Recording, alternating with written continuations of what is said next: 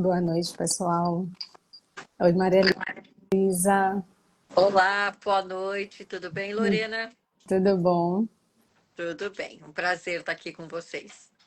O prazer é todo meu de ter você aqui com a gente hoje, com todo mundo. Já chamei a Suhaila também. Tá ótimo, estamos aqui. Eu já estou até com o computador aqui aberto já. Joia. E aí, como estão as coisas? Acho que esse mês, que é o mês de conscientização da doença de Parkinson, vem muita coisa boa, né? A Uhum. gente vê materiais, muitos materiais disponíveis, e acho interessante porque são materiais de diversas fontes, né? Muitas associações organizando muitas ações por todo o Brasil. Então a gente fica feliz em ver toda essa movimentação em nível nacional. É, tem muita coisa interessante, né? E esse ano, assim, a impressão que eu tive é que acho que as próprias pessoas com Parkinson se engajaram mais nas Sim, atividades. Não sei se é uma percepção minha só. E eu achei bem interessante isso, né? Eu vi as pessoas participando de é, lives, comentando mais, né, nas nas coisas da rede redes. social. Qual Eu foi acho sua percepção também?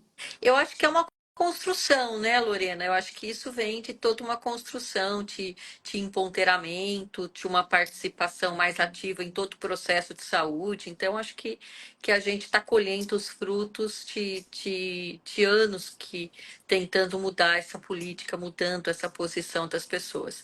Eu me preocupo porque ainda acho que isso é uma bolha, né? Eu acho que isso Uhum. ainda atinge uma população. Você tem a experiência do hospital público, eu também tenho. A gente tem a oportunidade de estar em diferentes lugares aí do Brasil conversando um pouco, e a gente espera que isso se amplie, né? Que isso não fique restrito a essas pequenas bolhas, mas que a gente possa ter uma participação mais ativa da população que vive com Parkinson, no geral, né? Que Uhum. isso seja um movimento mais capilarizado.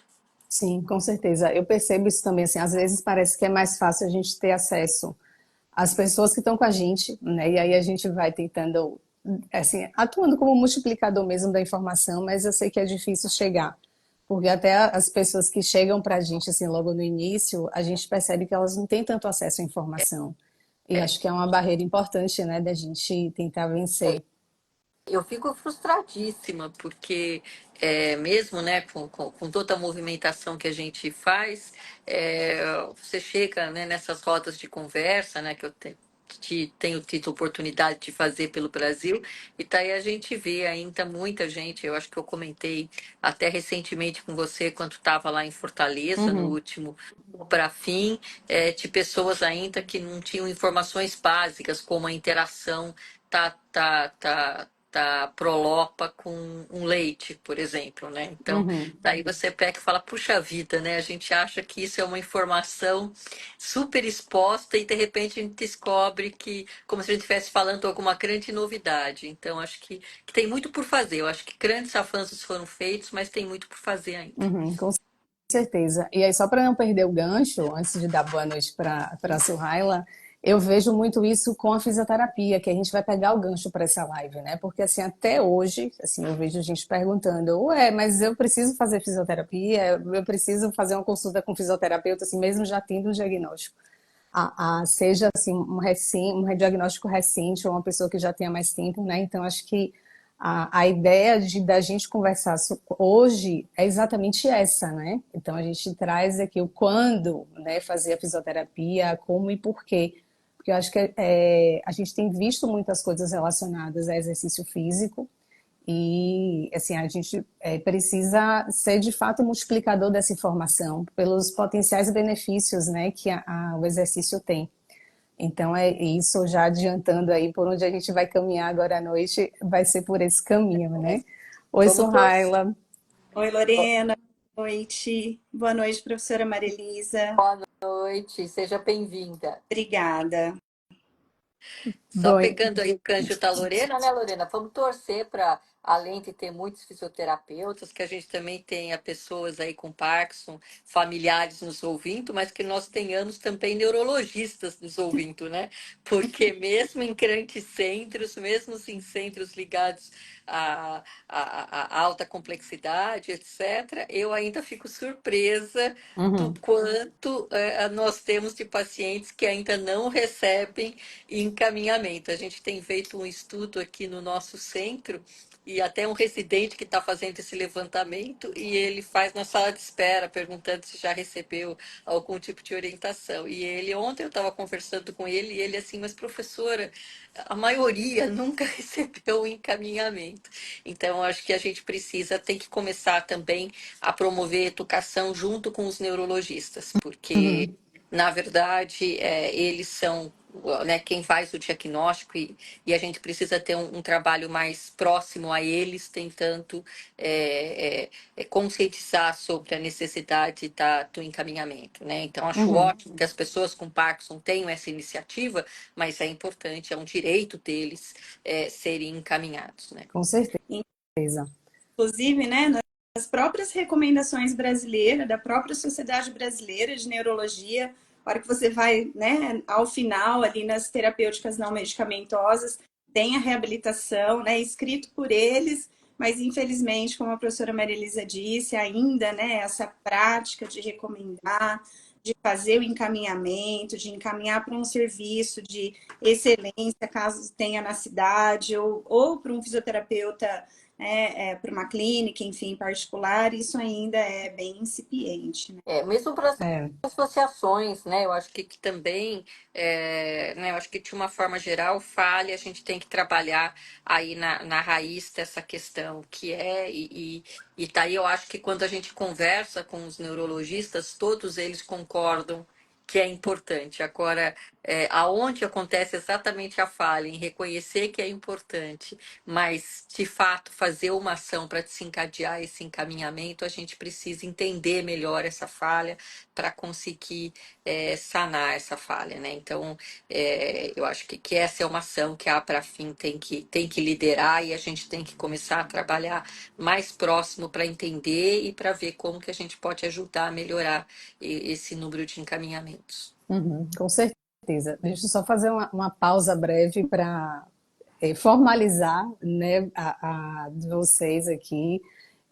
A gente resolveu fazer essa live esse mês de abril, porque é o mês de conscientização, né, da doença de Parkinson, é um mês que internacionalmente é reconhecido para isso daí. E então é uma ação do Departamento Científico de Transtornos do Movimento da Abrafim, que eu estou como coordenadora, a professora Maria Elisa e a professora Suhaila são membros do departamento, né, junto a outros colegas, e aí toparam, né, estar com a gente essa noite para poder conversar sobre isso. Infelizmente, a Alessandra teve um imprevisto, não vai poder estar com a gente. E então é isso, né? Então, só para formalmente introduzir e só complementando, assim, né? Não quis atrapalhar essa conversa de antes. Eu acho que falta justamente isso, Maria Elisa, a gente entender assim, quando é que a mágica acontece, né? De você encaminhar para o serviço de reabilitação. É uma coisa assim que é experiência minha, muitas vezes eu recebo paciente assim, ele começou a ter queda, então precisa da fisioterapia, né? Mas a gente já está falando lá no estágio moderado da doença, né? Então quanta coisa poderia ter sido feita antes disso, né?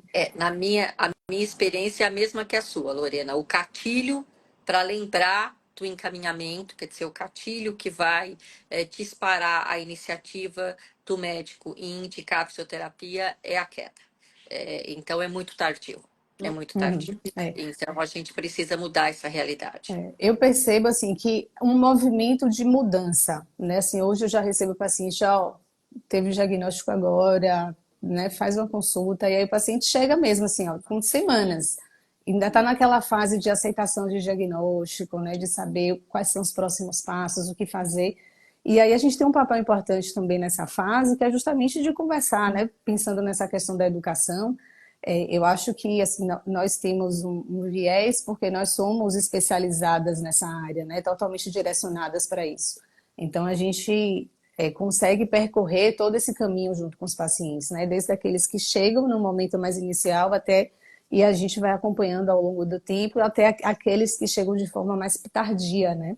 E isso é interessante, porque não, quando chega, eu faço questão de falar isso para as pessoas. Olha, que bom que você chegou até aqui nesse momento, porque isso daí o seu caminho pode ser totalmente diferente, né? Então a gente vai desde o início falando das evidências, falando o que é que as pesquisas estão mostrando, por que que é importante fazer exercício, e aí deixando claro que assim que é uma via de mão dupla, né? Não adianta a gente estar lá e fornecer um tratamento, ou fazer as orientações e que a pessoa não siga essas orientações. Então, vai todo um processo aí que vai desde a aceitação até a mudança de estilo de vida, né? Muitas pessoas são sedentárias, e aí é um trabalho que vai sendo construído pouco a pouco, né? Então, imagina quando essa pessoa com esse perfil chega para a gente numa fase, alguns anos depois, né? Um caminho todo já foi deixado para trás. Mas o que é importante, assim, que aí eu acho que é interessante a gente começar a falar que nunca é tarde, sempre há o que fazer, né? Isso é uma coisa bem interessante da gente pontuar também. Então, Maria Elisa, ano passado, né, a OMS lançou aquele programa, né, com as recomendações para diversas condições neurológicas, incluindo a doença de Parkinson. E aí eu sei que você participou ativamente, né, desse processo. Então eu queria que você trouxesse para a gente um pouquinho como é que está isso daí, como é que ficaram essas recomendações.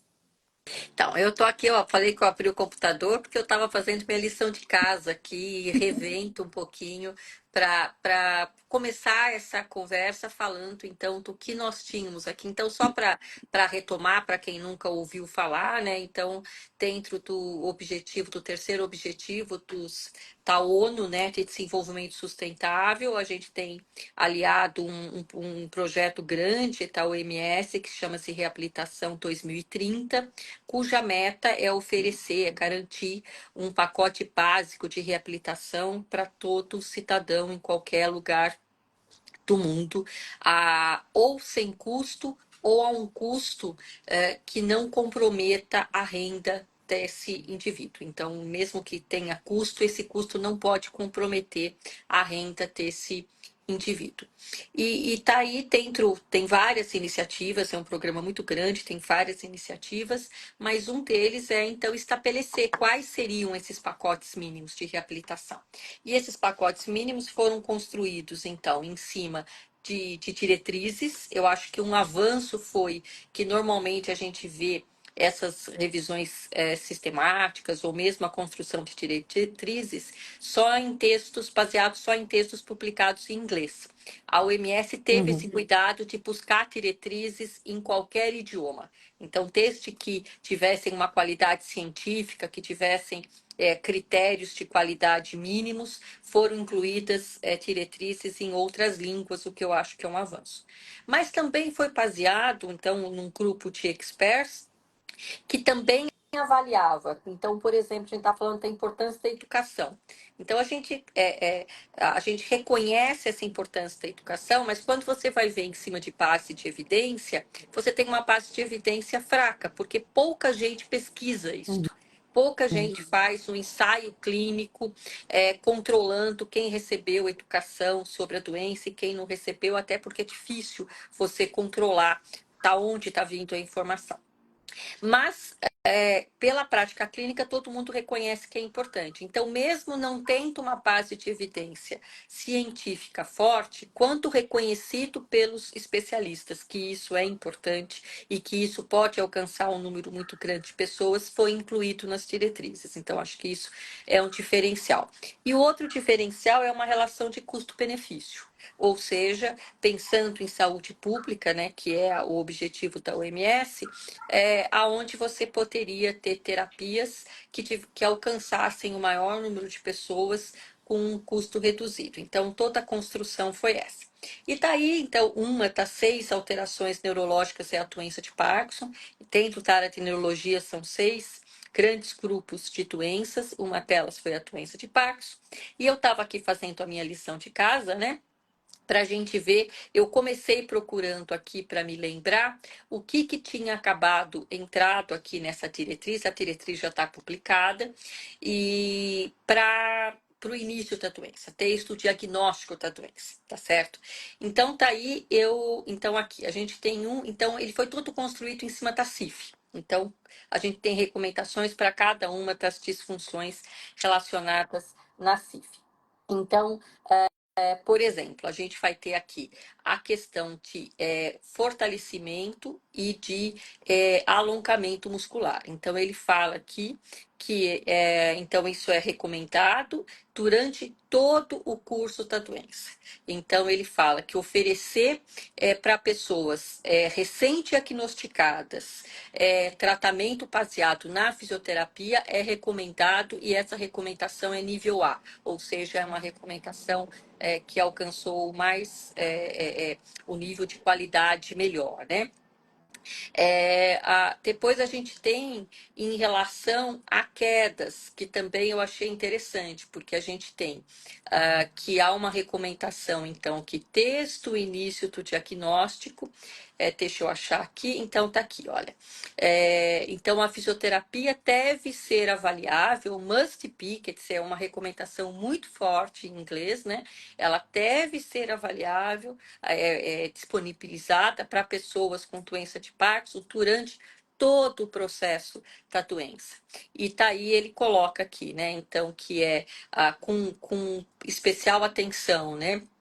Para o aumento da capacidade aeróbica, o aumento das estratégias para iniciação do movimento, uma promoção da independência funcional, incluindo mobilidade e atividades de vida diária, e educação para se manter a segurança tanto em casa quanto fora de casa. Então, a gente tem, então, essas são as recomendações que são levadas desde o início do diagnóstico, tá certo? Então, dentro da diretriz, há uma recomendação forte para que a fisioterapia esteja disponível desde o início do diagnóstico, com foco nessas áreas centrais que eu acabei de citar.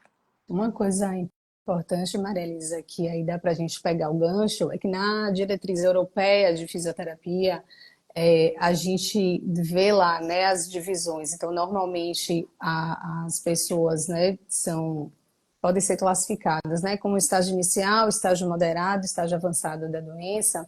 E eu acho que é uma visão que muita gente tem, pensando na fisioterapia só como reabilitação, né? Naquela ideia de que você só precisa fazer a fisioterapia quando você tem algum problema instalado, e a partir daí sim que você vai tratar alguma coisa que já aconteceu.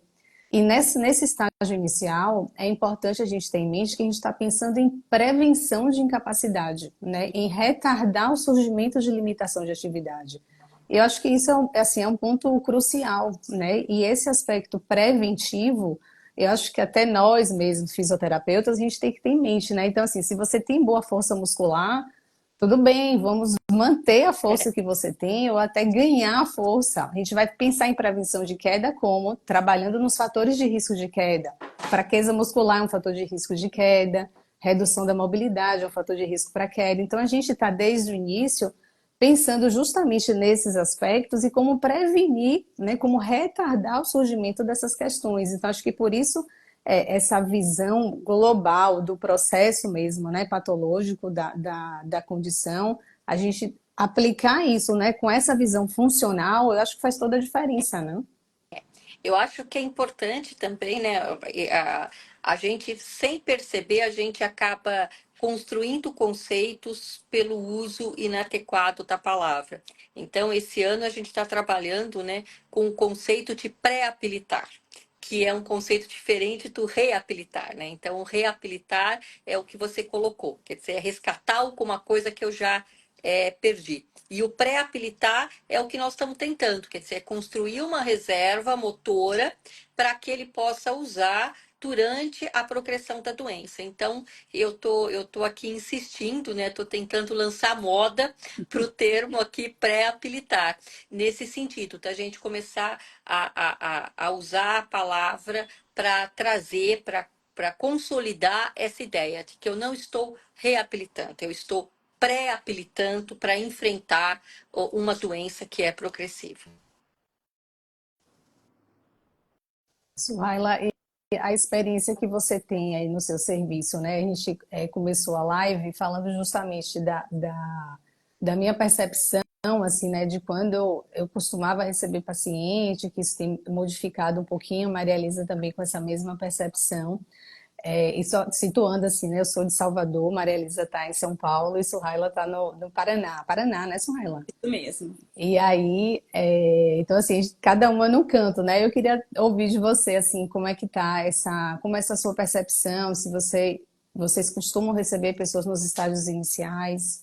É, esse ano nós estamos completando 15 anos, né, do meu ambulatório especializado aqui na universidade.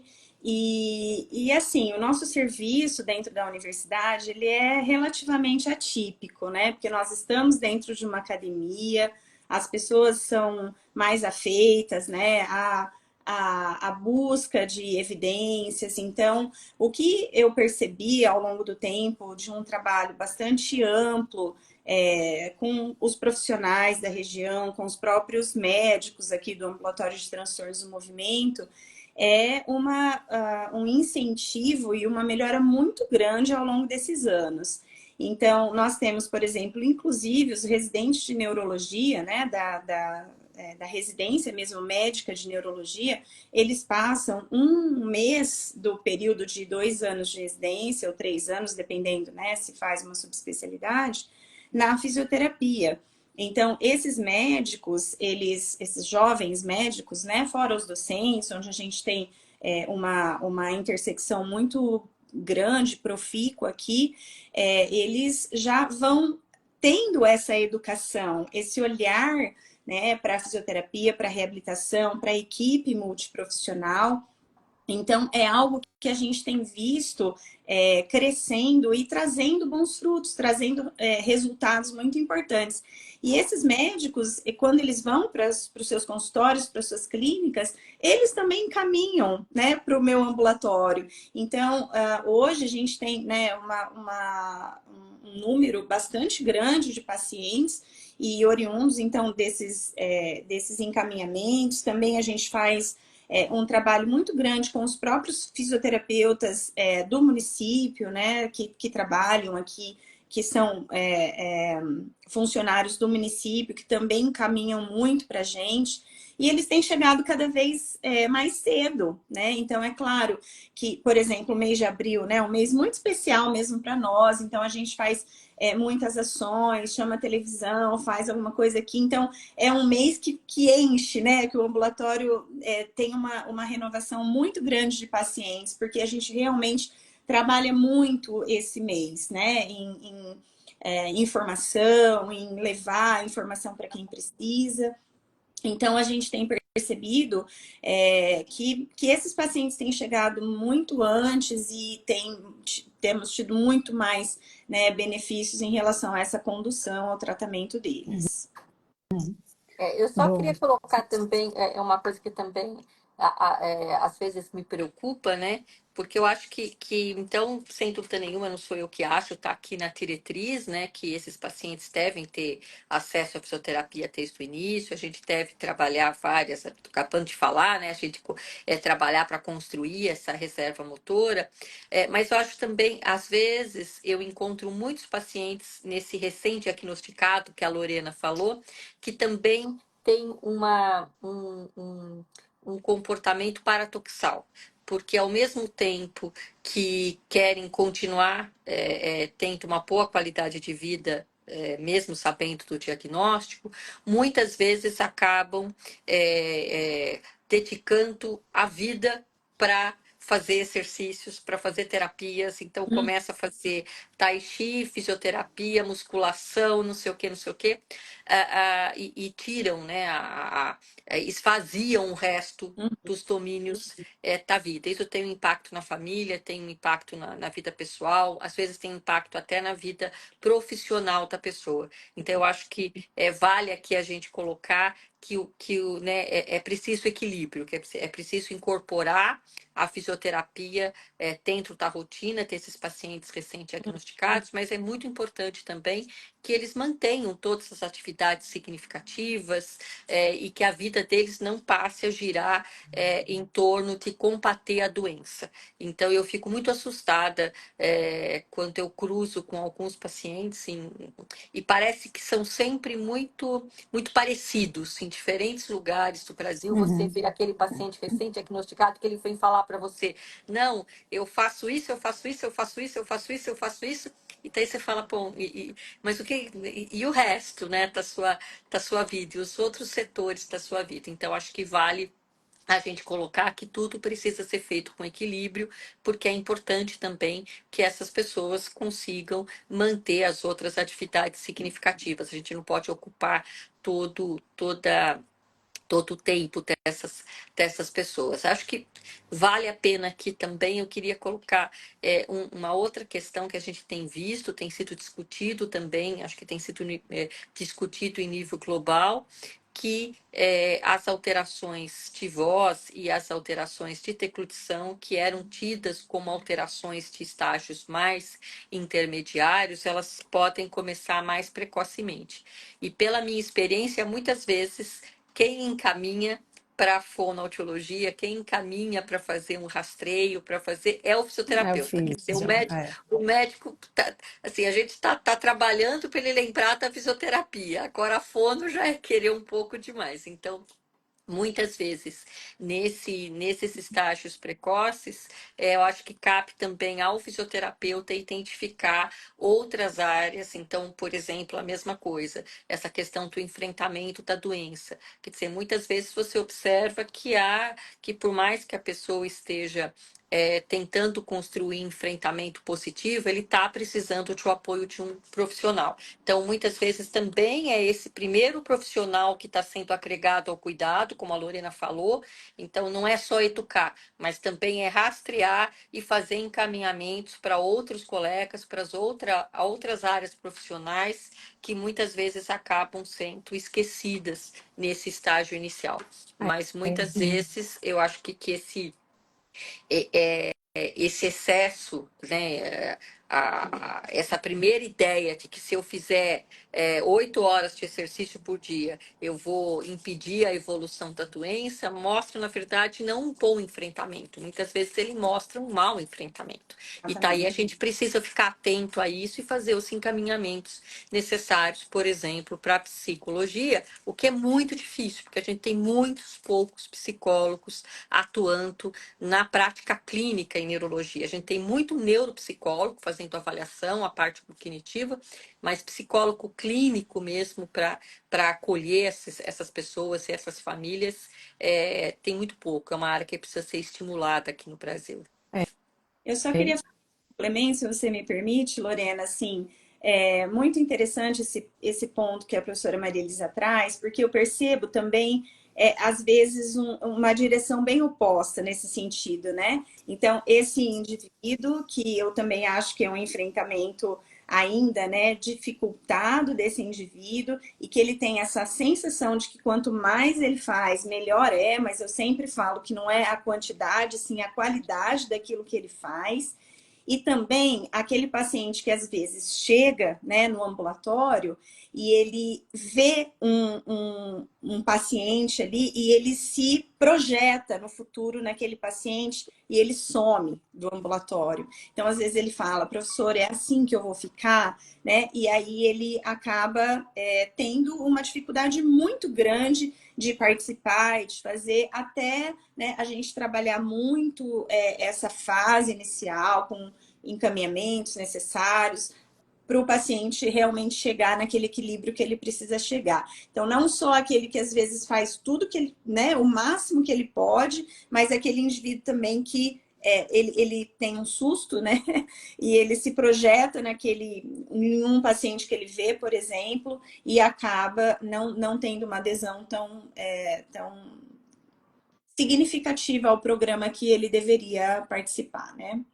Eu acho que tem eles se denunciam, né? Eu fico muito, muito aflita quando eu uso.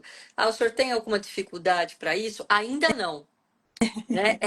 Ainda não, ou seja, como se isso fosse uma certeza para o Exato. futuro. Então, Uhum, eu acho que, de novo, são nesses pequenos detalhes que a gente vai construindo a mudança, né? uhum. Então, toda vez que eu escuto um paciente falando isso, ainda não, eu corrijo, né?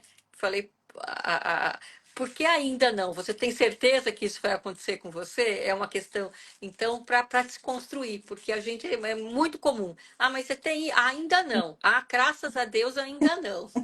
Ai, É, ainda não, eu ainda faço sozinho, como se isso fosse uma certeza. Sim. E eu acho que isso é uma coisa que a gente precisa desconstruir desde o início. isso é interessante, assim, eu acho que a gente está numa posição privilegiada porque a gente tem muito contato com o paciente, né? Então a gente está ali 2, 3 vezes na semana, durante 45 minutos, 60 minutos, então a gente começa a ter uma visão mais global do quadro, né? Então entra o contexto social, o contexto familiar, socioeconômico, né? Então tem várias coisas envolvidas e aí, como a gente está muito próximo, a gente consegue perceber muitas coisas. E eu acho que isso é muito importante, assim, desse papel da gente, né, enquanto fisioterapeuta responsável, de identificar as alterações para fazer os encaminhamentos corretos, né? Muitas vezes aquele é o timing do paciente de ser encaminhado, de começar a trabalhar naquilo dali. E eu acho que a gente, por estar muito próximo, né, e com uma frequência grande, eu acho que isso é importantíssimo da gente ter ciência, né? Eu sei que muitas vezes, assim, eu costumo falar, né, com os alunos, com os residentes, parece que é muita coisa, a gente está atento a tudo, mas é o dia a dia, a gente que está ali, né, todo dia com vários pacientes, a gente consegue, vai ficando muito fluido para a gente fazer isso, é muito natural a gente perceber essas coisas, né? Então, tem esse viés da gente, né, por a gente estar num serviço altamente especializado, mas eu acho que justamente por esse viés é que a gente consegue atuar como um multiplicador, né, e aí a gente vai falando com um, falando com o outro, e aí vai tentando aumentar essa conscientização. E essa questão do enfrentamento, eu acho muito importante também, porque eu acho que naturalmente muitas pessoas já têm um preconceito com psicologia, né? Então parece tem gente que acha que psicologia é só para quem tem problema na cabeça, para quem não sei o que, não sei o que. Então tem uma série de situações aí que a gente fala, veja bem, não é assim. E aí a gente vai desconstruir uma coisa para depois pensar em como construir um outro caminho. Uhum. Né? Então, quanto mais cedo a gente começar aí nessa batalha, digamos assim, acho que mais benefício para o paciente, né? É, e E E só para complementar aí, Lorena, eu acho que nessa fazendo aqui, eu juro para vocês que eu não ganho comissão para vender a CIF, nem para divulgar a CIF. Mas eu acho que a CIF é uma cola muito boa para que a gente consiga fazer esse rastreio. Então, ok, que a gente vai lidar com função motora, que a gente vai lidar com atividade, então que a gente tem as nossas expertises, mas a CIF nos ajuda a rastrear uhum, todas essas demandas, né? Então, quando você tem lá, eu falo que é uma santa cola, que tem lá cinco caixinhas, você necessariamente tem que encher as 5 caixinhas, então você tem que ter uma visão mais integral da pessoa, e daí você começa, então, fica mais fácil você identificar, epa, não tinha pensado nisso, mas tem até uma questão social, uma questão de mudança de papel dentro da família, uma questão cognitiva, uma questão emocional, que ou uma questão ocupacional, uma adaptação na atividade profissional para que ele consiga. Então, eu acho que a CIF é uma cola boa para permitir que o fisioterapeuta, que considerando então que a maior chance que nós temos é que ele seja o primeiro profissional a ser incorporado no cuidado, uhum. possa fazer esse rastreio de outras demandas. Joia. Muito bem. Então, acho que a gente pode passar para falar agora, se vocês tiverem alguma dúvida, podem ir colocando aqui no chat, que aí a gente vai respondendo, tá? À medida que for chegando. Vamos falar um pouquinho, então, do estágio moderado, né? Assim, quais são as evidências que a gente tem, por que seria indicada a fisioterapia, né? Quais desfechos trabalhar. Eu estou aqui Então, Vamos vou voltar voltar para a aqui pesca. vamos voltar aqui para pro guideline. Eu acho que, então, por exemplo, no estágio intermediário, vamos considerar, então, que é um estágio marcado por dois grandes pontos. Primeiro, a questão do compromisso de equilíbrio, eu estou considerando aí a passagem para o 3 como intermediário, a questão do equilíbrio, e ele passa a precisar, se a gente for pensar lá na UPTRS, né, que é a escala que vai pontuar o estágio, né, o resultado dela é que vai definir se ele está na classificação de RONIAR 1, 2, 3, 4, 5. Então, pensando nisso, é a hora que a gente tem aquela pergunta, né? Então, o paciente inicial, ele não tem ainda dificuldade nenhuma no AVD, ou ele tem uma lentidão, mas é independente. O estágio 3, a gente começa a ter que ele pode precisar de ajuda, ele é independente na maioria das atividades, mas já tem algumas atividades em que ele precisa de ajuda. Então, acho que esse estágio é marcado tanto pelo aumento do risco de quedas, como por essa transição aonde ele já pode precisar de ajuda para algumas atividades.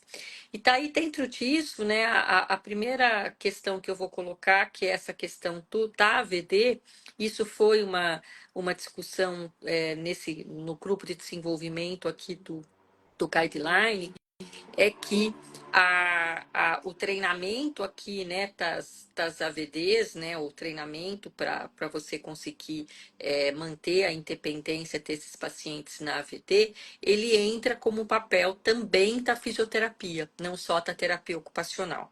Então, eu acho que eu estou colocando isso porque a gente está vivendo no Brasil uma discussão a respeito disto, e então aqui está dentro do treino de ADL, a gente tem tanto terapia ocupacional, como a gente também tem a fisioterapia, e mesmo na minha experiência, mesmo quando a gente.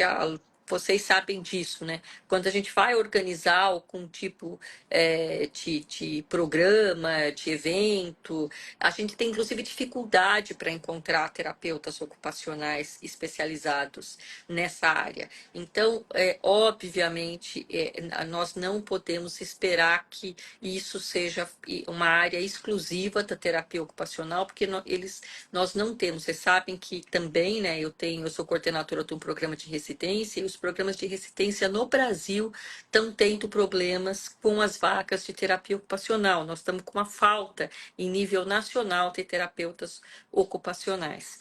Então, acho que é importante a gente colocar que nessa fase é preciso dar uma atenção especial para essa transição entre uma independência total e algumas atividades que precisa de ajuda, e incorporar isto como mais uma das questões, das competências da fisioterapia, porque se a gente ficar esperando que a gente vá ter em todo o serviço do Brasil um terapeuta ocupacional que possa se dedicar a isto, o paciente vai ficar numa situação de vulnerabilidade. Então, acho que isso é importante. Então, aqui, então, nesse sentido, a diretriz é clara. Em relação às alterações de quedas, então, em relação aqui à marcha, eu acho interessante, só para lembrar para vocês, né, que, por exemplo, a diretriz europeia foi uma das diretrizes usadas aqui, né, e, dentre outras, ela foi uma das usadas. Então, do ponto de vista de treinamento aqui de marcha, a gente tem uma recomendação alta para o treinamento de marcha em relação à velocidade e a comprimento do passo em esteira, tá certo? Uma recomendação fraca em relação ao aumento da distância para a caminhada, e a gente tem uma forte recomendação, então, para uso das pistas, para treinamento passeado em pista, tanto para velocidade quanto para comprimento do passo, né?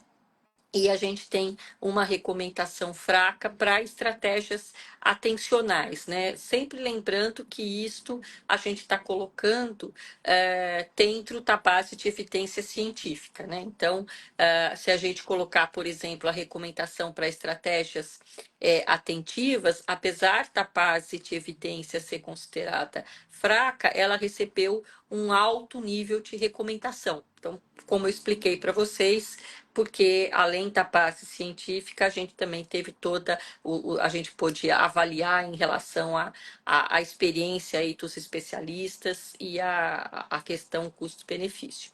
Então, acho que é um momento também que a marcha começa a ficar comprometida, começam a aparecer os freezings, e a gente tem esse tipo. Do ponto de vista de equilíbrio, tá? E a gente tem várias estratégias aqui, mas o importante foi o que eu falei, né? Que do ponto de vista de equilíbrio, o tratamento não começa com a queda. Como eu já falei, desde o início deve haver um screening, né? Para essas alterações de equilíbrio, isso está bem claro aqui na diretriz, e está aí do ponto de vista de. Um minutinho só, deixa eu achar aqui que eu agora me perdi aonde que capítulo aqui de equilíbrio. Então, aqui, do ponto de vista de equilíbrio,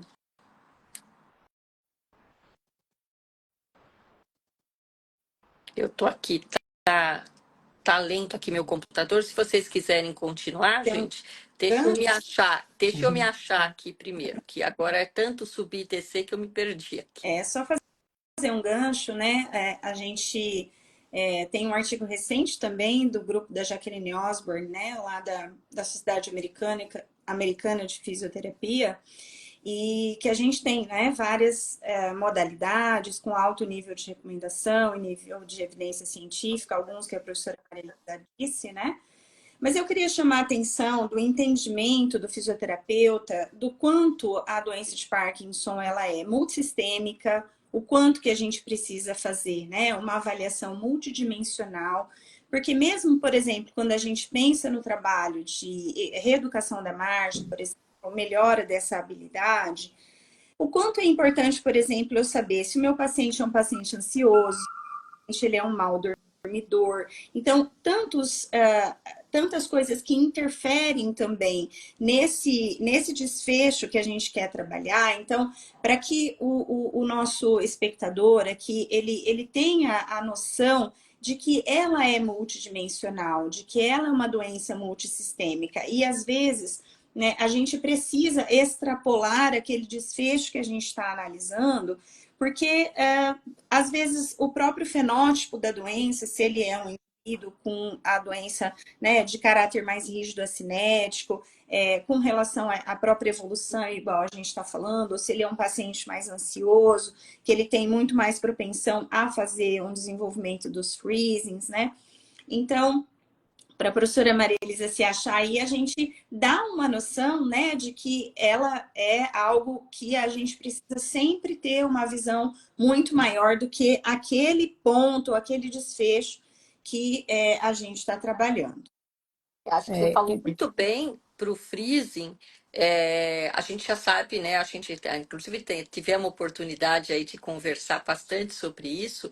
A questão, por exemplo, da ansiedade com freezing. Então, não adianta a gente fazer um treinamento com todas as bases de evidência aqui para freezing, com um paciente que, na verdade, desencadeia quase que uma crise de pânico, é muito ansioso. E daí volta no que nós falamos lá no começo, né? Que provavelmente um paciente que tivesse tido um suporte da psicologia desde o início da doença, talvez já tivesse um manejo melhor dessas situações onde ele não consegue ter controle do próprio corpo, da iniciação do movimento, né? Então, é claro que quando o paciente já chega assim, a gente também é importante o encaminhamento, identificar que não adianta só um treinamento motor, mas que vai precisar de um treinamento também comportamental para controle de ansiedade, mas é claro que se a gente tivesse feito isso desde o início, o resultado a gente acredita que fosse melhor, né? E só complementando, Maria Elisa, eu acho que isso é importante para destacar aquela fala também que a gente já teve, né? Para a gente conseguir chegar nesse nível de entendimento, a gente precisa saber que existem os sintomas não motores da doença, né? Muitas vezes a físio fica focada ali no aspecto motor, como o Suhaila trouxe, né? Mas existem os diversos sintomas não motores que influenciam bastante, né, na capacidade funcional do paciente. E aí, para a gente conseguir identificar se o paciente é ansioso, saber se dormiu bem, se não dormiu bem, naquele dia que o paciente chega pior, você já pergunta lá, como é que foi sua noite? Você dormiu bem essa noite? Aconteceu alguma coisa em casa? Está aborrecido? Ficou estressado? Porque isso influencia bastante, e isso a gente vê todo dia, né? Então, acho que mais uma vez, assim, a gente consegue trazer essa visão de que a gente precisa ter essa ideia do todo para a gente conseguir trabalhar bem um determinado desfecho, né?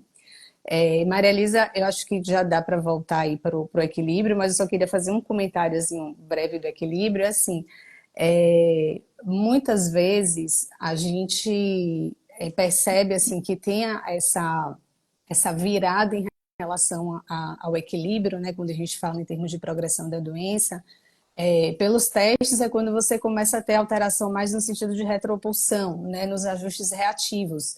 E uma coisa que eu acho que é comum, né, da gente observar são os ajustes antecipatórios prejudicados assim no início da doença, né? Então, muitas vezes, se a gente pergunta, você tem algum problema no equilíbrio? Não, meu equilíbrio está ótimo. Aí você vai e pergunta, como é que você veste sua roupa? Ah, eu preciso sentar para me vestir. Por que que precisa sentar? Porque para levantar a perna, para conseguir passar uma calcinha, passar uma cueca, não tem equilíbrio. E aí ou se senta ou se apoia na parede. Então isso já é um sinal assim que Sim. tem alguma coisa ali que a gente precisa trabalhar, né? Então, às vezes, é uma coisa que eu falo muito também, é a forma como a gente pergunta e a forma como a gente analisa aquela tarefa que o paciente está fazendo, né? Então, perguntar se tem dificuldade para vestir ou não é uma coisa, perguntar se está lento para vestir ou não é outra, perguntar como é que se veste é outra coisa, né? Então, a depender do caminho que a gente vai na anamnese, nas perguntas, a gente vai ter respostas diferentes, né? E isso eu acho que é uma coisa importante da gente observar e ficar atento também, porque existem, né? O controle postural tem vários sistemas envolvidos, e, da mesma forma, a gente também tem que avaliar cada um desses sistemas, desses componentes, para poder fazer um trabalho global. E tá aí eu acho, né, Lorena, que tem uma questão que ainda que volta, eu até ia comentar isso também, da questão do trabalho interprofissional, que é a falha também, a gente precisa melhorar esses conceitos nos cursos de graduação, Uhum. né? Porque, na verdade, a gente está falando como se fosse de domínio geral, né? Como testar ajuste antecipatório, por que que colocar a calcinha ou a cueca está associada a uma deficiência de ajuste antecipatório, mas eu infelizmente, eu acho que a gente ainda não chegou nessa realidade de isso ser de conhecimento geral de todos os fisioterapeutas, em saber como testar isso adequadamente, em conseguir diferenciar. E eu vejo isso também mesmo nas intervenções, né? Então, eu vejo Uhum. muito ainda a ideia de intervenção para prevenção de queda. Eu falo muito isso para os alunos, que muitas vezes eu vejo fisioterapeutas treinando equilíbrio, né, elaborando propostas de treinamento de equilíbrio, que é para aquele paciente que desequilibra, mas não cai.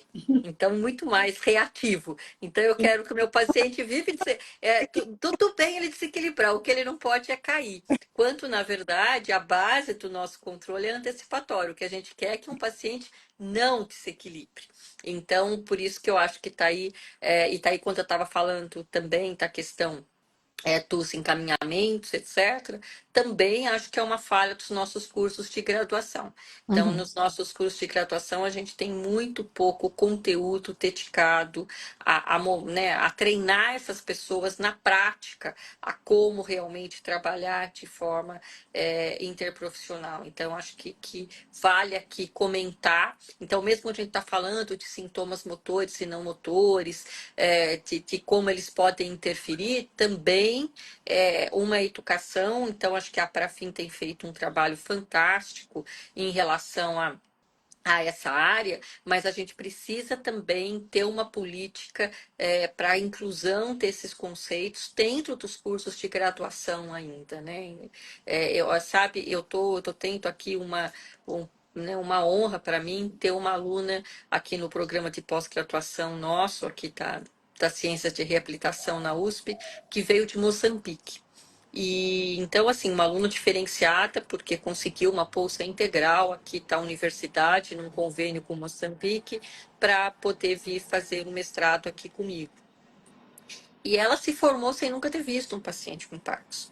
E eu já cruzei com outros candidatos à especialização e tudo, que também não tiveram essa experiência durante a graduação, né? Que tiveram muito AVC, muita criança, mas às vezes lesão medular, mas que também a gente precisa também, então, em nível nacional, pensar, nós estamos em universidades privilegiadas, mas essa não é também a realidade de todas as nossas universidades no Brasil. Então, acho que vale a pena também a gente discutir como a gente pode melhorar isso desde a graduação, para a gente não ter que ficar correndo atrás disso depois. Então, esse conceito, ajuste antecipatório, compensatório, como testar cada um deles, e não só como testar, como direcionar a minha intervenção quanto a deficiência é predominantemente de um ou predominante de outro. Eu acho que isso é alguma coisa que a gente tem que construir desde a graduação. Eu também acho que a Brafim tem feito um trabalho maravilhoso com relação a isso. Acho que talvez a gente precise melhorar a nossa representatividade na Benfísio, né? Com relação ao ensino mesmo da fisioterapia, o que a gente quer, né? Enquanto profissionais relacionados aos transtornos do movimento para esses cursos, né? E eu acho que uma coisa muito importante também que a gente precisa pensar é na doença de Parkinson, que é a segunda doença em maior prevalência neurodegenerativa. Como que um aluno da graduação sai de um curso sem ver um paciente com doença de Parkinson, né? Então é algo assim muito intangível para o meu pensamento, né? Mas é claro, a gente precisa pensar em todas as universidades, em cidades menores, das quais a gente, né, que não é o nosso caso, mas que talvez melhorar a nossa representatividade para que a gente consiga, né, mover um pouco mais e trabalhar com essa educação, e especialmente relacionada ao ensino, né? Eu acho que o USP, o UEL, né, aí em Salvador, nós estamos em serviços de excelência, mas o que a gente pode fazer para os locais onde não há, né, tanta disponibilidade como a gente tem, serviços tão especializados, talvez fazer treinamentos por telereabilitação, alguma coisa assim, né? O que a gente poderia propor para esse conhecimento e para essas pessoas mais distantes desses centros conseguirem ser beneficiadas também, né? Eu queria, antes da gente voltar aí para a questão das quedas, do equilíbrio, acho que um ponto que eu estava passando aqui nas diretrizes, que eu gostaria também de trazer para a nossa conversa, é dor, porque esse é um sintoma. Então, aqui mesmo na diretriz, eu estava aqui revendo, a gente não tem base de evidência para tratamento de dor para pessoas com Parkinson. Muitas vezes, a gente voltando lá no recente diagnosticado, muitas vezes ele foi procurar ajuda médica por causa de dores. A dor no ombro. Dor no ombro. Exatamente. É. E a partir daí que se desencadeia um processo diagnóstico aí para a doença de Parkinson. E acho que a fisioterapia precisa ocupar seu papel dentro do manejo da dor na doença de Parkinson, né? Então a gente fica muito preocupado em construir uma evidência para marcha, para equilíbrio, para independência, e muitas vezes a gente acaba esquecendo que dor também é um objeto de tratamento, né, um objeto de cuidado da fisioterapia. E aqui, você sabe que a gente colocou tanto a avaliação, a única coisa que entrou aqui dentro da diretriz sem evidência, mas que aqui está colocando, né? Que analgésicos a gente acabou colocando, eles são aceitáveis para a pessoa com Parkinson, mas foi a única intervenção que entrou aqui como aceitável para o tratamento da dor. Então, acho que, de novo, naquele nosso screening, e agora já passando para o intermediário, e depois a gente vai chegar nos estágios mais avançados da doença, a gente entender que esse paciente com Parkinson, uma das alterações é dor, e ela deve ser incluída, a redução da dor, o manejo dessa dor deve ser incluída entre os objetivos terapêuticos aqui do fisioterapeuta. Teve uma pessoa aqui que comentou da fadiga também, né? Dor e fadiga. Fadiga É. também é uma coisa muito comum da gente observar, né? Fadiga também é muito comum e também a gente achou aqui na diretriz uma base de evidência praticamente ausente para o tratamento da fadiga, assim como para a dor, né? Então, é, são muito presentes, mas, na verdade, muito pouca gente, inclusive, pesquisando sobre isso, né? Eu acho que quando a gente fala que há uma falha nas evidências, a gente está falando, na verdade, de falta de pesquisa também, né? Então, acho que também é uma outra área, a gente conseguir estimular também pesquisas nessa área. Bom, então voltando aqui para equilíbrio, e tá aí para equilíbrio, vejam só, né? Então lembrem-se que a gente construiu isso em cima do que havia de publicação, então são as revisões da Crohane, além das diretrizes, não só de língua inglesa. Então, o que entrou com uma evidência alta aqui para equilíbrio, por exemplo, foi o Tai Chi. O Tai Chi entrou com uma base de evidência alta, isso gerou uma grande discussão dentro do grupo, eu me lembro bem, porque a gente colocou aqui que, então a gente colocou uma evidência para equilíbrio, então em para algumas medidas ela foi fraca, para algumas medidas ela foi de moderada para alta, isso se deve muito a um grupo que pesquisou muito sobre Tai Chi, um grupo de Boston, né, que acabou publicando vários ensaios de qualidade em relação a isso, então a base de evidência.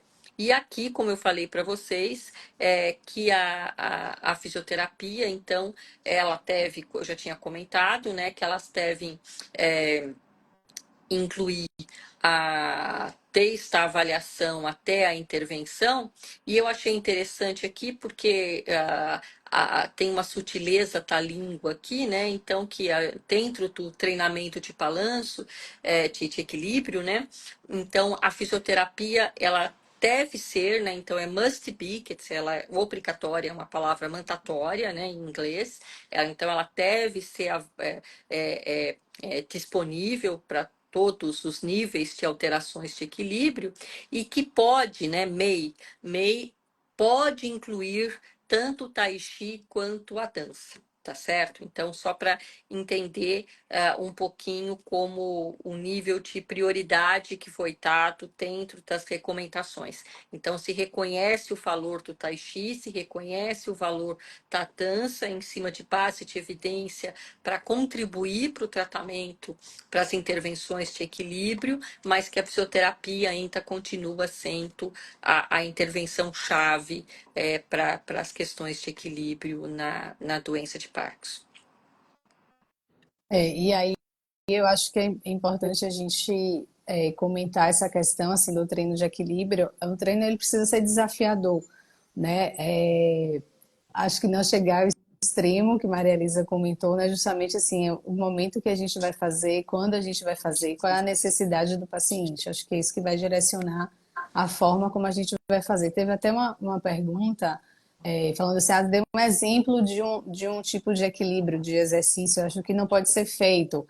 Isso depende muito do paciente. Eu acho que a gente não tem uma regra assim, né? O que vale para um pode não valer para o outro. Então, isso daí é uma coisa bem peculiar assim de cada indivíduo, né? A gente faz questão de falar do mesmo jeito que os sintomas, né?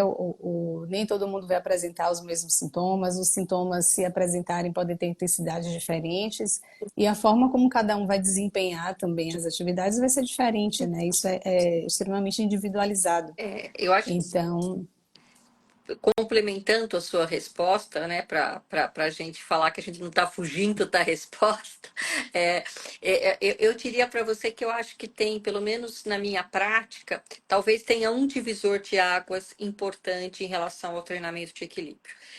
quanto o treinamento de equilíbrio ainda é feito com uma demanda de divisão de atenção, ou seja, quanto você ainda quer estimular o controle, digamos assim, automático do equilíbrio. Então, tá aí, além dele ser desafiador, ele está sendo realizado dentro de uma condição onde você demanda divisão de atenção, que mais próximo aí da vida real da pessoa. E o momento em que você entende que isso não é mais possível. O momento em que você muda de estratégia, tá? Aí, na verdade, ao invés de dividir a atenção, você começa a engajar a atenção dessa pessoa para as atividades que ele tem situações de equilíbrio mais desafiadoras.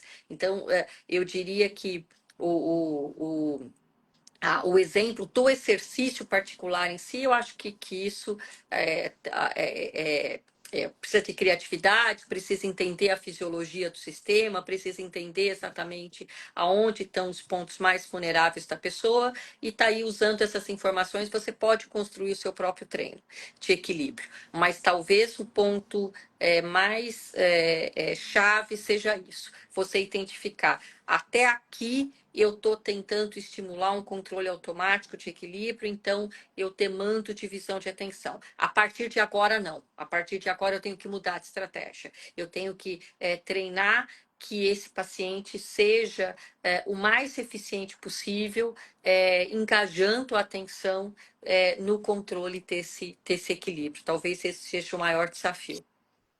Eu lembro de um caso de uma paciente, ela já tinha alguns anos de Parkinson, e aí eu me vi nesse dilema, porque para o quarto dela precisava subir a escada. E aí era uma paciente que estava caindo muito e ela ficava extremamente incomodada de não conseguir levar um copo de água ou levar um copo de suco para cima e aí subir a escada segurando o copo. E aí eu fiz, gente, e aí, o que é que eu faço? A gente vai treinar para melhorar essa capacidade dela de dupla tarefa ou não? A gente vai começar a pensar em outras estratégias, né? E aí, aí quando a gente vai pensar em termos de queda, de segurança, a gente precisa pensar nisso, Sim, né? Não tem sem dúvida. como fugir desse caminho e ter, e assim, às vezes a gente precisa ser mais racional, assim, de bom, né? O risco de queda é alto, fazendo uma tarefa simultânea, o risco de queda vai aumentar mais ainda, e é mais seguro fazer isso e seguir dessa forma, né? Então, a gente precisa ter essa visão de que, né, a gente vai estar sempre analisando o contexto, né, do E, indivíduo. e acho que daí entra o processo de decisão compartilhada, né, Lorena? Exatamente. Porque, na verdade, tem uma questão de educação, que é assim, as consequências da queda. Cair numa escada com um copo de vidro, todas as consequências e como isso pode ser um divisor de águas na condição de saúde da pessoa, né? Para não ser alguma coisa impositiva, mas para que a própria pessoa consiga entender que naquele momento ela vai ter que se adaptar. E a adaptação vai favorecer a saúde geral dela, né? Então, assim, a adaptação de deixar, pedir para alguém deixar a garrafa d'água lá no quarto, para que ela não precise subir com o copo, né? Deixar uma moringa, quer dizer, a gente já tentar, mas a pessoa conseguir aceitar essa adaptação em nome da sua condição geral de saúde. Então, eu acho que isso também é um exercício, trazer essa pessoa, porque às vezes é muito mais fácil você decidir para a pessoa do que você trazer a pessoa para a conversa, você educar, você entender os valores daquela pessoa, qual o significado que aquela tarefa tem para ela, as dificuldades de flexibilizar as rotinas, mas que isso seja, parta dela essa decisão, né? Que ela entenda que isso é uma temeridade e isso não é desejável do ponto de vista de saúde geral, né? Então, acho que também é mais um desafio, porque estaria muito mais... É que nem mãe, né? Seria muito... Todos os nossos filhos seriam os mais bem-sucedidos se nós tomássemos todas as decisões para eles. Mas a gente entende que esse não é o caminho. Eu acho que com os pacientes nossos também é isso. Por mais que a gente ache que se nós pudéssemos tomar todas as decisões por eles, todos eles estariam melhores, o nosso desafio é respeitar e entender a autonomia e os valores e as prioridades dessas pessoas. Alguns pessoas comentando na questão de ter paciência, né? Acho que o entendimento aí vai para a questão da educação, e isso é importante falar dos familiares também, né? Porque muitas vezes os familiares, por conta até da própria bradicinesia, e aí podem ter algumas questões cognitivas também envolvidas, e aí acham que o paciente é teimoso, que o paciente está fazendo birra, e que o Isso paciente não quer outro, porque hora fazer. faz, hora não faz. Acaba Então, eles também, né? E perdendo mais autonomia ainda, né? exatamente.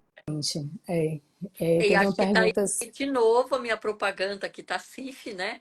Que é identificar, né, se aquele familiar é uma parreira ou se Ou aquele Um ou se é um facilitador, né? apoiador, um facilitador, um apoiador. E tá aí também não adianta só identificar a parreira, né? É ver como é que você vai tornar essa parreira um facilitador, indicar, entender, né? Você entender por que aquela parreira está sendo colocada para tentar removê-la, para tentar trazê-la para um facilitador, né? Então, acho que é nesse aspecto, porque assim, é a família que esse paciente tem.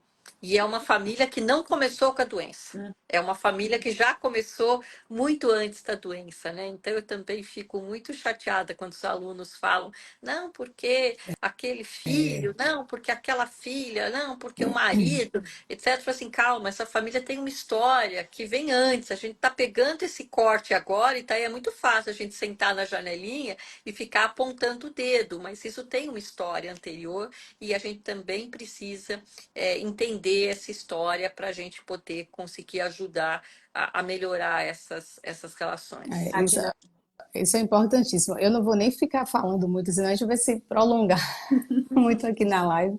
Mas, assim, esse ponto é importante. Assim, eu trabalhei desde assim, quando eu me formei no centro de geriatria. E aí era um centro que era multi. Então, a gente tinha assistente social, tinha psicólogo, tinha todo mundo. E aí os pacientes sempre, né, falando, reclamando do filho, tal, tal, tal. Eu aciono o serviço social e vamos lá ver o que está acontecendo. E aí, quando a gente ouvia o outro lado da história, a gente falou assim, meu, gente... Aí quando você vê lá, né, o que é que aquele filho passou durante a vida, né, aquele marido, aquela esposa e tal. Então, assim, é um contexto familiar que a gente muitas vezes não tem acesso. E aí, para a gente que está aqui, né, a gente está pelo paciente, É, foi o paciente que procurou a gente, então a gente está ali. Mas ele está envolvido em outro contexto, né, e não é assim, não é fácil, não é um processo rápido, uma pessoa, né, mudar a forma como você vai lidar com aquele familiar.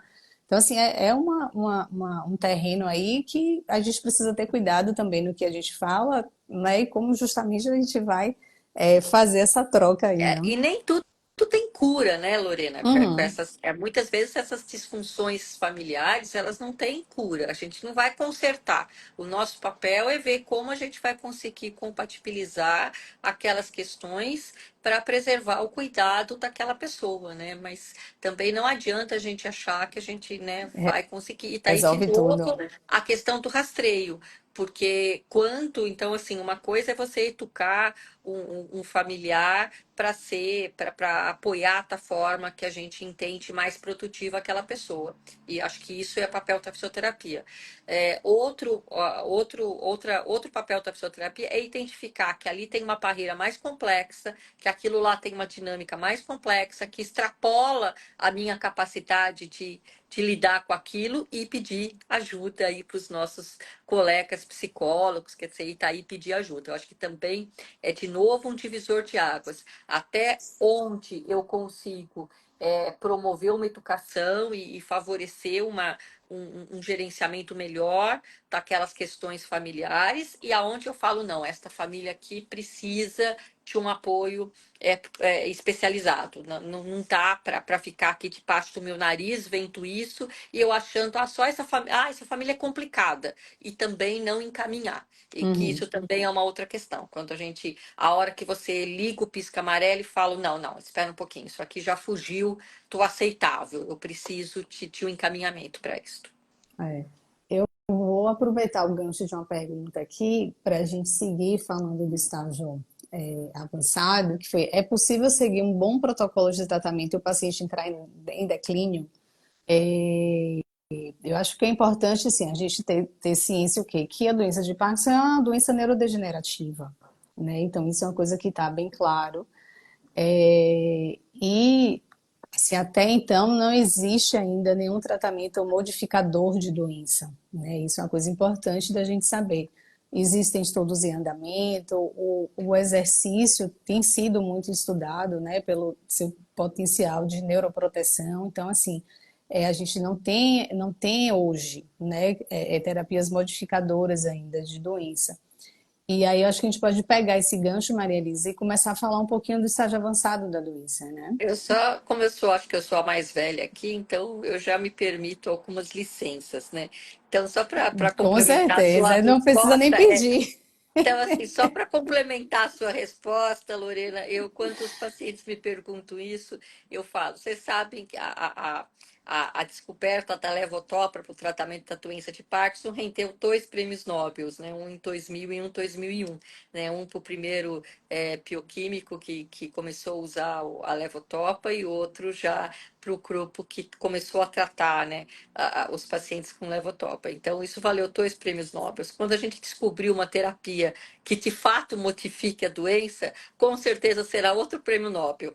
Então, podem ficar tranquilos que quando a gente descobrir essa terapia, seja exercício, seja outra terapia, né, isso vai ter uma grande repercussão em toda a linha de tratamento. Acho que o exercício é o melhor candidato, sem dúvida nenhuma, hoje o exercício é o melhor candidato, mas eu acho que infelizmente foi o que a Lorena falou. E acho que é importante, eu já ouvi de uma grande fonoaudióloga especializada em doença de Parkinson, há muitos anos atrás, ela falando da crise que ela teve, porque ela estava trabalhando com isso há muitos anos, e ela acreditava piamente que os pacientes que ela tinha acompanhado desde o início não desenvolveriam disfagia. E, de repente, ela começa a pegar pacientes que ela tratava há muito tempo, que estavam começando a ficar com disfagia, e o quanto ela começou a se colocar em xeque.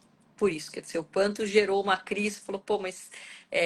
então, eu acho que também é importante para o fisioterapeuta, né? A pergunta do colega foi, mesmo que a gente faça um tratamento ideal, a doença vai progredir? E foi o que a Lorena falou. Eu acho que a gente vai conseguir prolongar a funcionalidade, a qualidade de vida desta pessoa, mas a gente não tem nenhuma evidência de nenhuma intervenção que seja capaz de interromper a evolução da doença. Então, a gente tem que trabalhar com isso. E por isso, de novo, a ideia de pré-habilitar, porque na verdade é um trabalho de pré-habilitar. Eu estou sempre pré-habilitando para não ficar correndo atrás do prejuízo da doença, mas eu estar à frente do prejuízo da doença. Eu acho que é essa que é a mudança de atitude que a gente precisa. Porque se você ficar só correndo atrás do prejuízo, daí você vai estar sempre com a sensação de que você está perdendo. Você está sempre perdendo, você está sempre perdendo. Se a gente estiver à frente, a gente vai tirar essa sensação de a gente estar sempre só correndo atrás do prejuízo. E nisso, eu acho que a gente entra no estágio mais avançado, como olha, eu tive uma oportunidade de trabalhar com esclerose lateral amiotrófica há muitos anos atrás.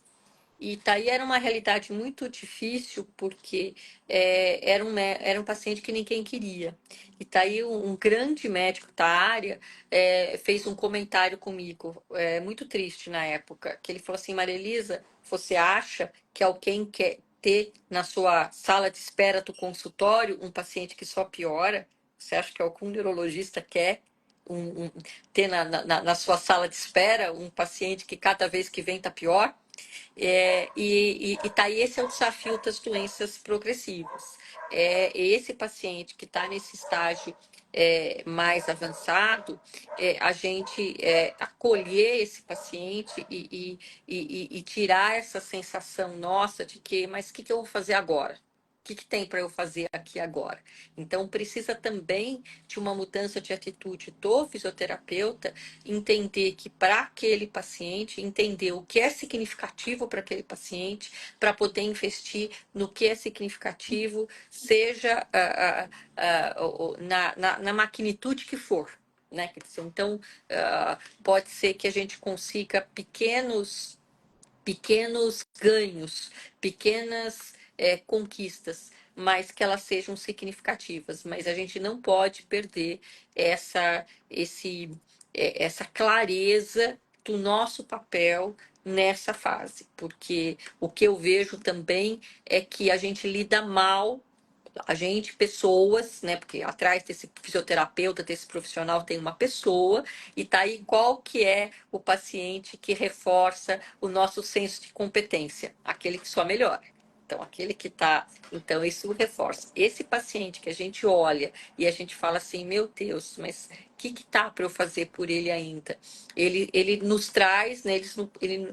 Isso nos coloca diante as nossas limitações como cuidadores, como oferta de cuidado. E daí também a gente fica desestimulado a investir nessas pessoas. Então, eu acho que cuidado paliativo, não sei se a palavra é boa ou não, tem uma grande discussão sobre isso, mas tratar dessas pessoas em estágio mais avançado, ela demanda também uma mudança nesse conceito do fisioterapeuta, que é ganhar sempre. Assim, é sempre melhor, é sempre melhor, é sempre melhor. Então a gente tem que ajustar esse timer, porque senão a gente vai ficar muito frustrado em tratar pessoas nesse estágio. E acho que às vezes, assim, a gente vai pensar em manutenção, né? Eu acho que é o ponto, assim, chega uma hora que a gente vai pensar em manutenção daquilo dali, daquela função que a pessoa ainda tem. E uma coisa que eu acho que é importante, a gente vinha falando sobre família, e cuidador. Então, quando chega no estágio avançado, normalmente a demanda de cuidado e a sobrecarga do cuidador, ela se exacerba bastante, né? E aí a gente precisa ter esse olhar também. Então, muitas vezes, quando a gente recebe assim, algum paciente no estágio mais avançado, a conversa vai ser muito direcionada para o cuidador, né? A gente quer melhorar a qualidade de vida, tanto do paciente quanto de quem está cuidando do paciente, né? Se quem cuida não está bem, como é que aquele paciente vai ser bem cuidado? Não tem como, né? Assim, a conta não vai fechar. E aí eu acho super importante a gente ter esse olhar e ter oferecer também esse suporte e esse apoio para a família, para o cuidador. Muitas vezes, assim, nas nossas condutas e estratégias, a gente vai pensar em manuseios, em posicionar de uma forma adequada, de fazer transferências de forma adequada, de tentar fazer adaptações do ambiente para reduzir a sobrecarga de cuidado, orientar, né, nos manuseios, pensando na dupla, né, no paciente e quem está cuidando dele. Eu acho que isso é importante.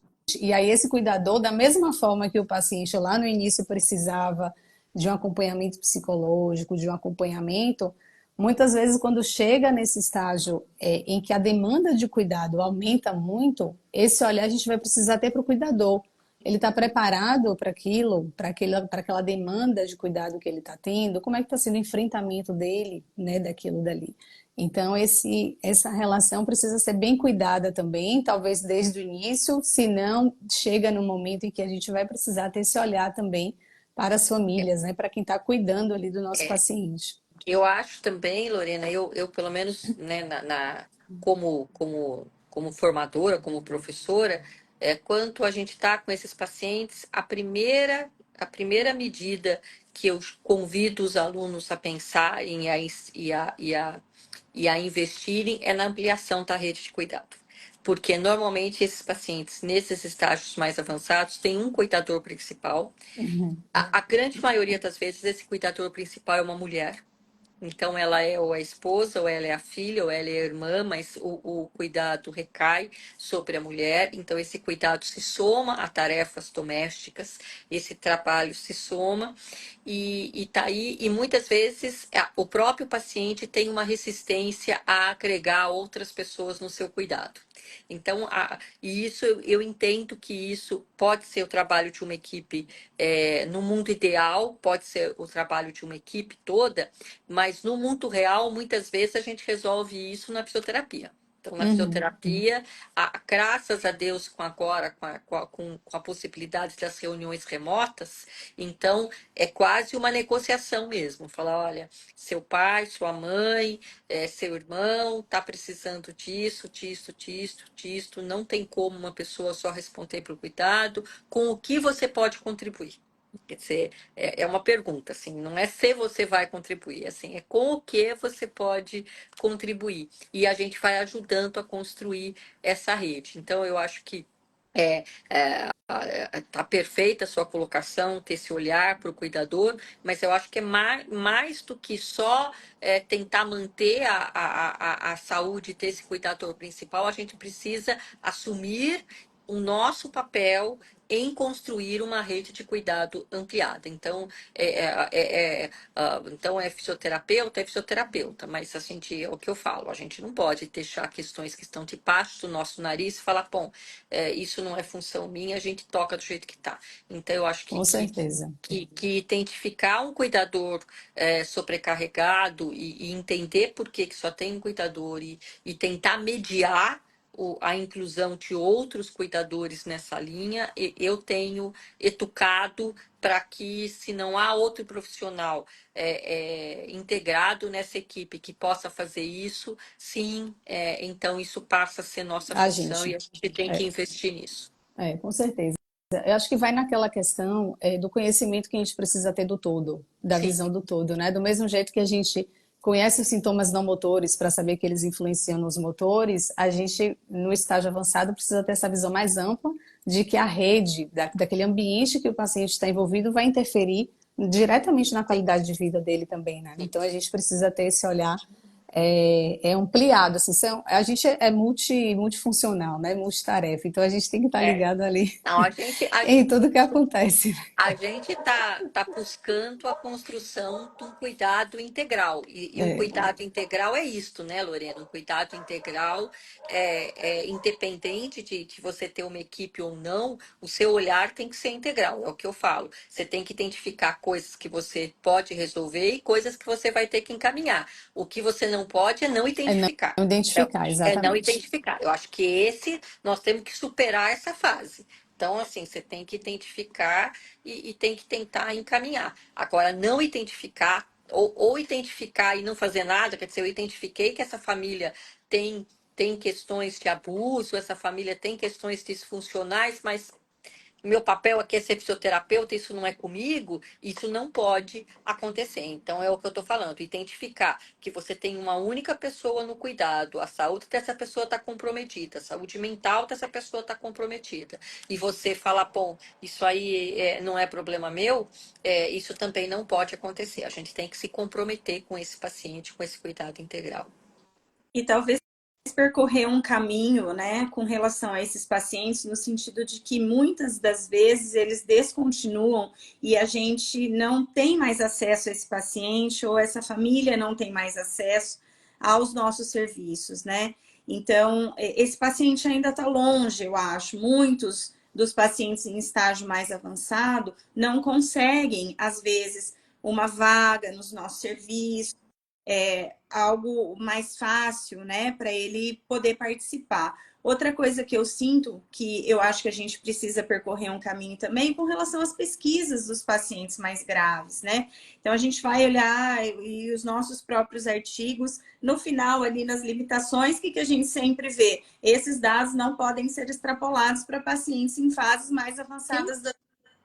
Então, e na minha atividade aqui dentro do hospital, né, basicamente, fora o meu ambulatório de Parkinson, a minha atividade é muito centrada nas unidades de internação, nas unidades de terapia intensiva. Esse paciente chega pouco no hospital, né? Então, a gente vê o paciente com AVC chegando, a gente vê os pacientes, né, em estágios mais avançados de outras doenças chegando no hospital, e esse paciente não, né? Então, o que está acontecendo com os nossos pacientes em estágios mais avançados com doença de Parkinson? é, A gente precisa, né?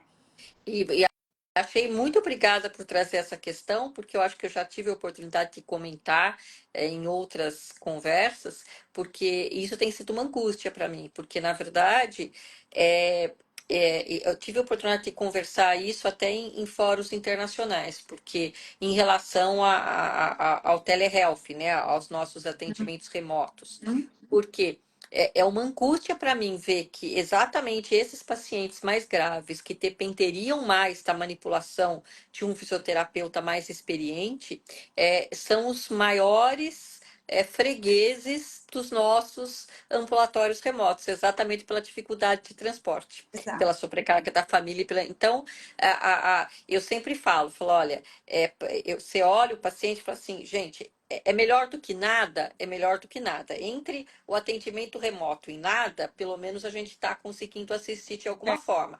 Mas é uma inversão, é uma inversão. Nossos ambulatórios estão cheios de pessoas em estágios mais iniciais que poderiam até ter um benefício maior do atendimento remoto, porque eles têm mais autonomia para isso, eles têm mais autonomia para seguirem comandos verbais, para reproduzirem padrões, menos risco de queda, então eles poderiam ser. E esses pacientes mais graves que deveriam estar nos nossos centros, porque Não. dependem, estão nos nossos atendimentos remotos. Então eu vejo uma inversão e isso me angustia muito. Então eu sempre falo que entre esses pacientes eles precisariam estar mais próximos de nós. Olha, eu falo até para o cuidador naquela hora que ele está conosco, o que a gente fala? Fala assim, não, olha, descansa, vai fazer, Isso, vai dar uma sim, volta, vai entrar no Instagram, vai ficar no WhatsApp, porque essa hora é uma hora, inclusive, de tua. descanso para eles. É, Exatamente. Então,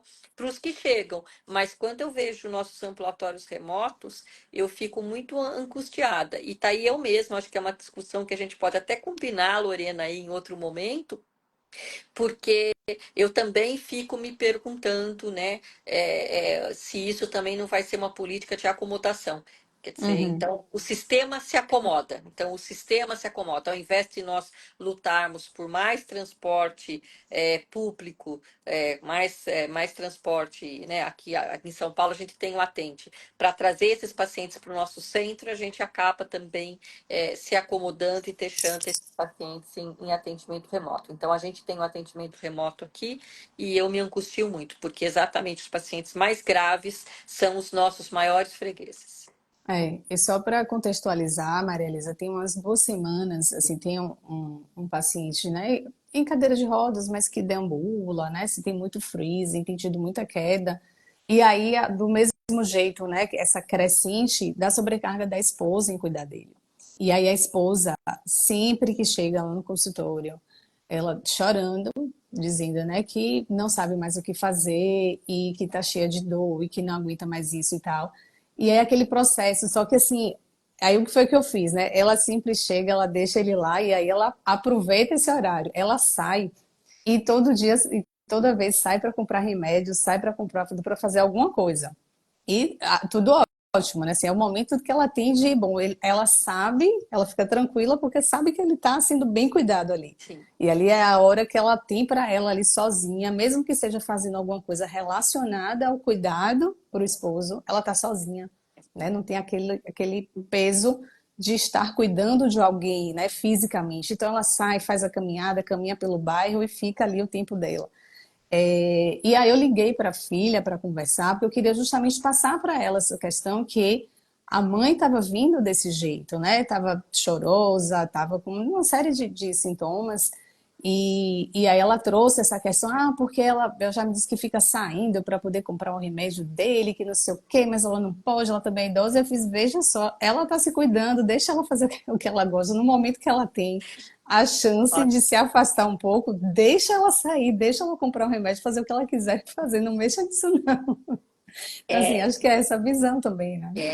não, e falam, por isso que muitas vezes a gente tem que educar os nossos alunos para não terem esse dedo de apontar, né? Mas de acolher em vez de apontar. Porque muitas vezes os filhos são muito cruéis com os pais, com esse principal cuidador, né? Então eu assim, do tipo, mas ela é poliqueixosa, mas ela reclama de tudo, ela tá sem paciência com ele, quer dizer, ainda demandando que aquela pessoa que está no limite do estresse faça, ao invés de ter reconhecido o seu esforço no cuidado, ainda é criticada, né? Eu tenho alguns casos dessas pessoas lá nos nossos ambulatórios, em que eu vejo que essas tentativas, o primeiro diálogo com os filhos é inclusive apontando o dedo, falando que não é suficiente, o que as pessoas estão fazendo ainda não é suficiente, deveriam fazer mais. E você inverter essa visão é delicado. É Uhum. delicado. Muito bem. pessoal, a gente já está com 1h30 de live, acho que batemos nosso recorde aqui. Bom, E se também deixar, a gente fica falando aqui, né? Conversando.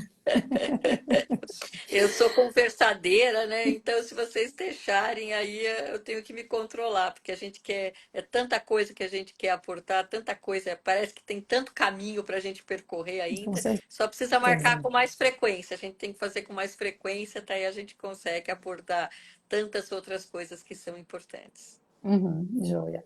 Vocês querem pontuar mais alguma coisa antes da gente terminar? O pessoal quer tirar alguma dúvida? Aí daqui pode continuar. Gente, 1h30 já.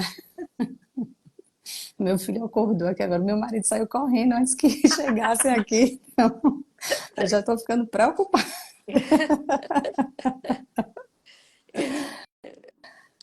Eu acho que a única coisa que eu gostaria realmente de pontuar é essa questão do trabalhar com uma doença progressiva, né? O quanto isso pode ser enriquecedor como uma experiência de vida mesmo.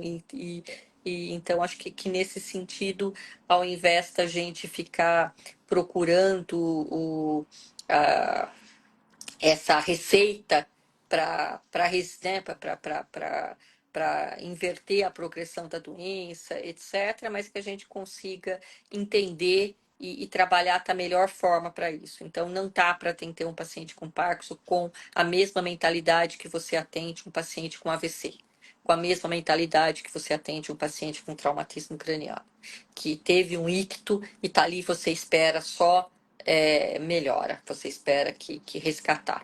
Então, eu acho que ajustar essa nossa expectativa vai fazer toda a diferença nessa linha de cuidado das doenças neurodegenerativas. Eu também acho que eu gostaria de finalizar falando que, apesar dela ser uma doença neurodegenerativa, ao longo lá dos meus 25 anos atrás, quando eu comecei a trabalhar com doença de Parkinson, o quanto esse panorama mudou, quantas coisas que se adicionaram positivamente no tratamento do paciente com Parkinson, o quanto hoje a gente tem evidências de melhora, não só clínica, mas de evidências sugerindo melhora de fatores neurotróficos no líquor, no sangue, de morfometria cerebral, de exames relacionados ao metabolismo do cérebro né, pós-exercício, ou seja, após os pacientes receberem uma intervenção relacionada ao exercício. Então, eu também acho que o exercício é um forte candidato num futuro próximo de algo muito substancial na indicação e no planejamento terapêutico do paciente com Parkinson, levando em consideração a dose, a frequência, a intensidade, as modalidades terapêuticas que a gente indica para os nossos pacientes, considerar a biografia do paciente, ou seja, qual é a preferência do paciente para os seus modelos, ou para os seus planos de tratamento. Então, às vezes, a gente identifica uma evidência, aquela modalidade é melhor, mas é algo que não vai ao encontro com a preferência do paciente. Então, todo esse planejamento enriquecido, uma terapia prazerosa, porque é um paciente que vai ficar muito tempo com a gente, né? Para que a gente realmente consiga gerar neuroplasticidade, abertura de novos caminhos sinápticos, neuroproteção. Então, assim, eu quero terminar essa live assim com uma coisa muito esperançosa, né? Do que eu vivia há muito tempo atrás, do que hoje a gente vive, de tantas coisas que a gente pode proporcionar para os nossos pacientes, essa comunicação integrada, o cuidado integrado, que era algo que a gente, né, era muito distante da nossa realidade. Então, ainda que a gente não consiga interromper, a gente tem conseguido desacelerar cada vez mais. Eu até assim, algumas experiências fora do país, né? A professora Maria Elisa, a Lorena também corre esse mundão afora. Eu me lembro nas primeiras vezes que eu fui, eu falava, meu Deus, mas nossos pacientes são muito melhor que esses pacientes aqui.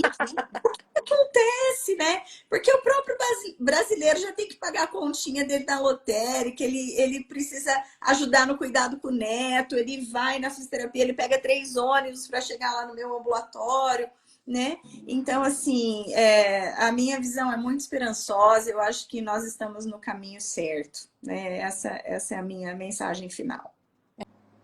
E assim, um detalhe que eu gosto sempre de falar, eu acho que o ambiente da fisioterapia precisa ser um ambiente leve, né? Exatamente. Então, é a gente conduzir esse processo e se inserir nesse processo de uma forma leve, de uma forma divertida, justamente para isso, né? Eu acho que tem muita questão de estigma também relacionado, né? Então, assim, acho que é um momento que a gente tem de estar ali mostrando para as pessoas que as coisas podem ser diferentes, né? Que a gente consegue fazer as coisas de forma diferente e de uma forma divertida, né? Acho que não precisa ser pesado para ninguém.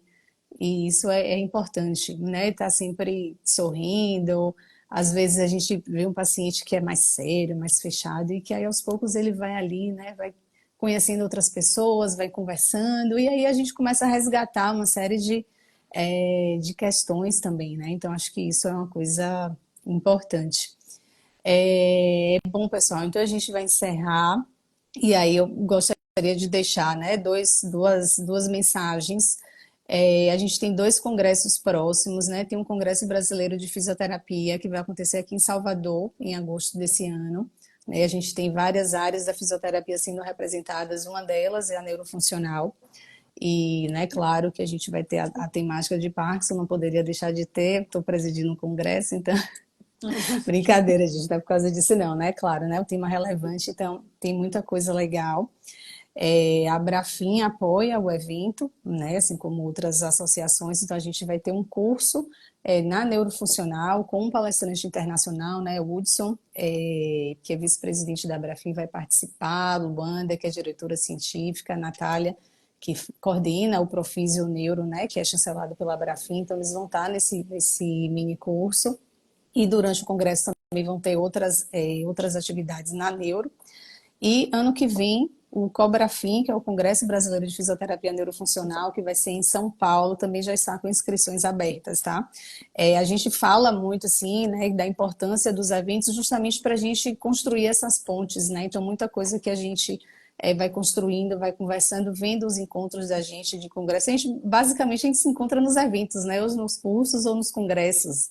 E aí, né, vem as ideias, vem a conversa, né, sobre os avanços, sobre o que é que cada um faz na prática, e aí a gente vai construindo essa rede, né, e essa ponte entre a gente. Então, se puderem, participem, que aí a gente vai nesse movimento, né? A gente falou sobre educação, ano passado no Cobrafim, nós tivemos, né, salas relacionadas à educação, discutindo, né, muitas coisas, desde o nível de graduação até pós-graduação, e são desses movimentos, né, que as coisas começam a acontecer e começam a se articular. Então, deixo aqui o convite para Deixa, todos, tá bom?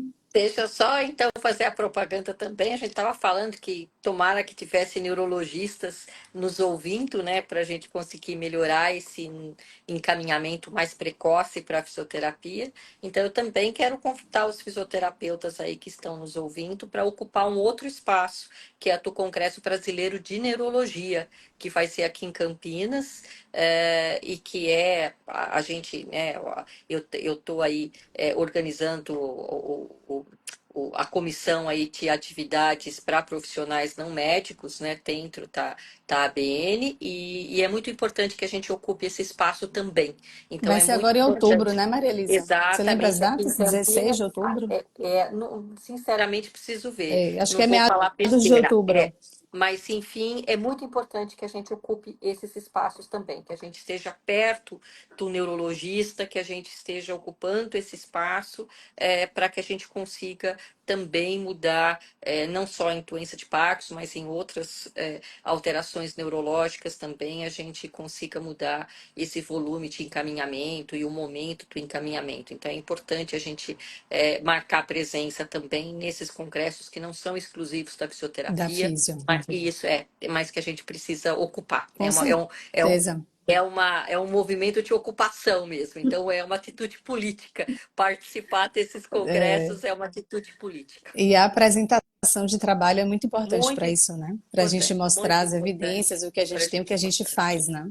Exatamente. Então, é uma atitude política participar desses congressos. Muitas vezes as pessoas ficam frustradas, falam, mas tem muito pouca coisa sem ser médica, né? E acho que também um outro profissional que viesse para o congresso de fisioterapia também teria essa impressão, né? Se a gente Uhum. tiver colegas não fisioterapeutas nos nossos congressos, a gente também vão ter essa impressão, mas é uma atitude política, é te ocupar espaço mesmo, e a gente precisa ocupar esse espaço. É, o Dilson falou que ano que vem tem um brasileiro de geriatria e gerontologia em abril em É Belo Horizonte. outro momento, muito bem É, lembrado, Hudson. Então, são atitudes, então é uma atitude política ocupar esses espaços e mostrar a nossa presença, tanto como ciência quanto como clínica. com certeza, muito bem. Então, muito obrigada, Maria Elisa e Suhaila, muito obrigada a vocês que acompanharam a gente, ficaram com a gente aqui até esse horário. Não cansaram da gente falando, né? A gente ficou em 1h40, então vamos tentar ficar promessa aqui registrada da gente promover mais encontros assim para a gente discutir diferentes aspectos, né? Então, muito obrigada para vocês, boa noite e a gente segue à disposição, tá? Então, a gente tem um departamento na Abrafim, se vocês tiverem alguma demanda, alguma coisa, Instagram da Abrafim, entre em contato com a gente e aí estamos à disposição, tá bom? Boa noite para vocês, espero não fazer nada errado e deixar a live salva. Tchau, Um beijo para tchau. todos. Um Boa beijo. noite. Boa noite.